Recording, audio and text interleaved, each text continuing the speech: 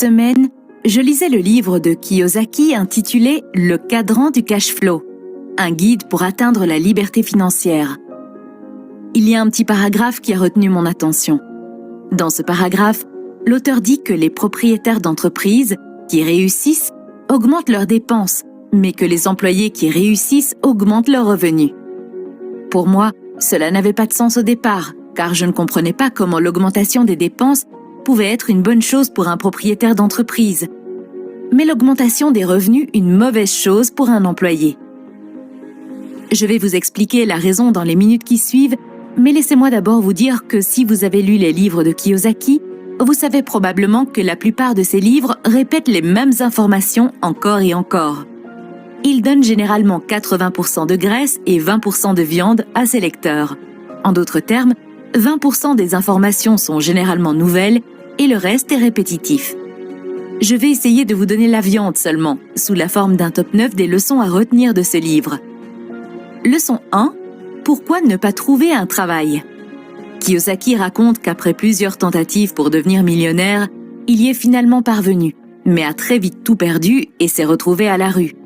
Il a été contraint de vivre dans la maison d'un ami et avait à peine de quoi payer ses frais de subsistance. Pendant ces moments difficiles, on lui posait souvent cette question. Pourquoi tu ne te trouves pas un travail ? Même si lui et sa femme avaient tous deux suffisamment de qualifications pour obtenir un bon emploi dans de nombreuses entreprises, Kiyosaki dit qu'il l'a toujours refusé parce qu'il ne voulait jamais être du mauvais côté du cadran du cash flow.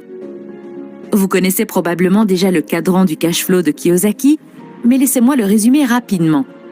Selon le cadran du cash flow, les gens sont divisés en 4 catégories selon la façon dont ils gagnent leur argent. Les employés, les travailleurs indépendants, les propriétaires d'entreprises et les investisseurs. L'auteur pense que c'est un mauvais choix d'être du côté gauche du cadran du cash flow parce que de ce côté, vous devez travailler dur et payer des impôts élevés. De plus, si vous voulez devenir riche, il est très difficile de le faire du côté gauche. C'est la raison pour laquelle Kiyosaki n'a jamais voulu trouver un emploi, car cela l'aurait automatiquement placé du côté gauche. Du côté droit, les propriétaires d'entreprises et les investisseurs paient très peu d'impôts, voire aucun, car la loi leur permet de dépenser en premier et de payer des impôts sur ce qui reste. C'est tout le contraire des employés qui paient d'abord des impôts et vivent avec ce qui reste. Kiyosaki affirme que les propriétaires d'entreprises qui réussissent augmentent leurs dépenses, mais que les employés qui réussissent augmentent leurs revenus.